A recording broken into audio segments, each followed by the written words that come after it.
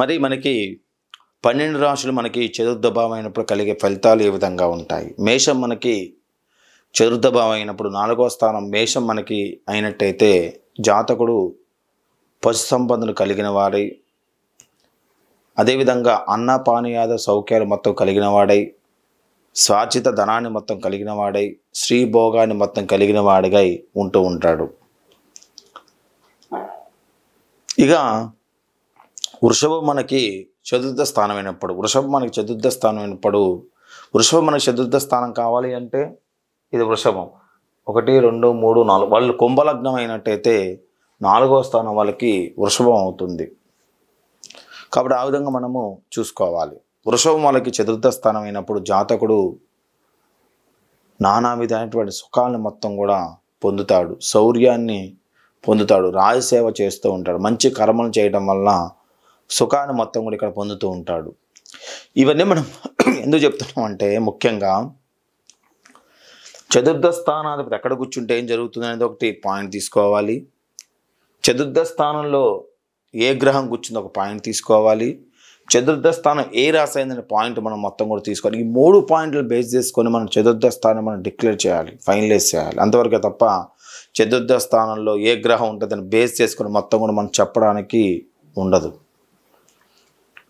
అంటే జ్యోతిష్ శాస్త్రంలో మనకి ఏంటంటే చక్రాన్ని మొత్తం కూడా 3 రకాలుగా చూడాలి.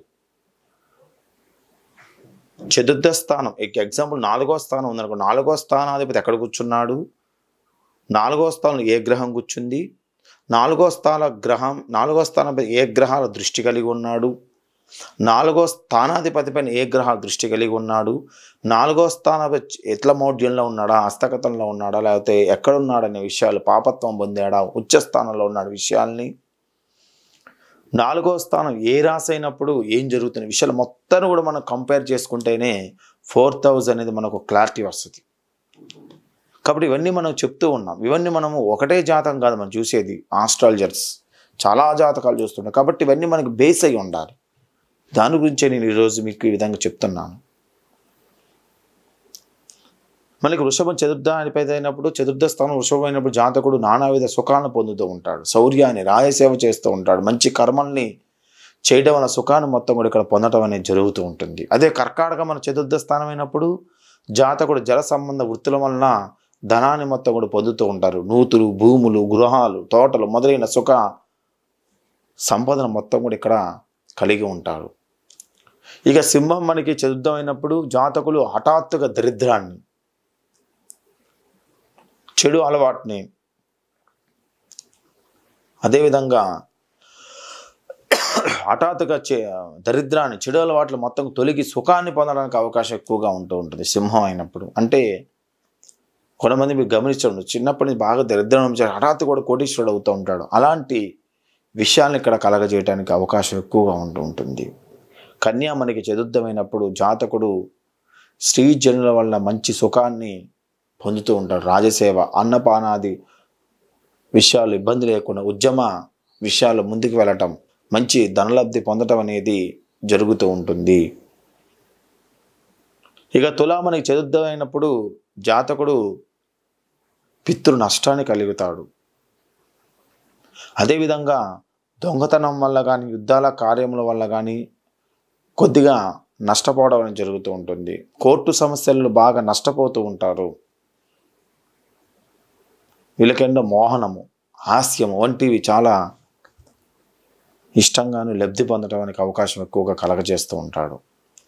ఇక వృశ్చికం మనకి చతుర్థమైనప్పుడు జాతకుడు నీటిలో పుట్టిన వస్తువుల వలన, శస్త్రముల వలన, నీచులకి సేవ చేయటం వల్ల ధనాన్ని మొత్తం కూడా కలిగి ఉంటాడు. అదే ధనుస్సు మనకి చతుర్థమైనప్పుడు జాతకుడు మద్యం వల్ల, అదేవిధంగా రాజకీయ నాయకులకు సేవ వల్ల, రాజకీయ నాయకుల దగ్గర ఉండటం వల్ల ధనలబ్ధి అనేది ఇక్కడ పొందుతూ ఉంటాడు.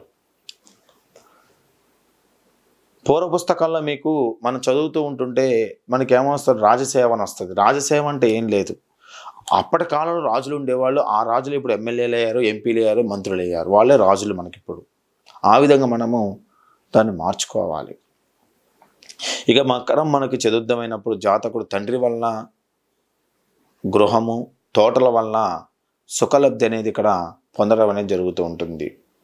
కుంభం మనకి చతుర్థమైనప్పుడు శ్రీణ వల్ల ధనాన్ని కలిగిన వారు ఇష్టమైన ఆహార పదార్థాలు చేయవాడుగా, అలంకారాల యందు ఆసక్తి కలిగిన వాడుగా, మంచి వక్తగా, యుక్తుడుగా అవ్వటానికి ఇక్కడ అవకాశం ఎక్కువగా ఉంటుంది. ఇక మీనం మనకి చతుర్థమైనప్పుడు, మీనం మనకి చతుర్థం కావాలంటే ధనస్సు లగ్నం అయితే మనకి మీనం చతుర్థం అవుతుంది వాళ్ళకి. కాబట్టి లగ్నాధిపతి చతుర్థాధిపతి ఇద్దరు ఒకటే అవుతారు, గురుడు అవుతాడు. కానీ మనకి మీనము చతుర్థ స్థానం అయినప్పుడు దేవతార్చన వలన, మంచి వస్త్రం వలన ధనాదులు కలిగి ఉండటం అనేది ఇక్కడ జరుగుతూ ఉంటుంది. ఇది మనకి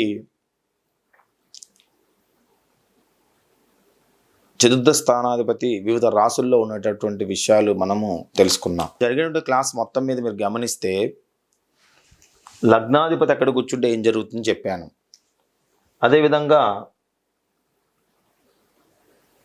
ఈ యొక్క 4వ స్థానంలో ఏ గ్రహం కూర్చుంటే ఏం జరుగుతుందో తెలుసుకున్నాం. 4వ స్థానంలో ఏ గ్రహాల దృష్టి కలిగితే ఏం జరుగుతున్న విషయాలు మొత్తం కూడా తెలుసుకున్నాం. 4వ స్థానంలో ఏ గ్రహం కూర్చుంటే ఎంతో విషయాలు మొత్తం కూడా మనము తెలుసుకున్నాం. ముఖ్యంగా మరి ఈ 4వ స్థానం మనకి మాతృస్థానం కాబట్టి మాతృ స్నేహ యోగ అనేటువంటి విషయాన్ని మొత్తం కూడా ఇక్కడ మనకి బేస్ అయి ఉంటుంది.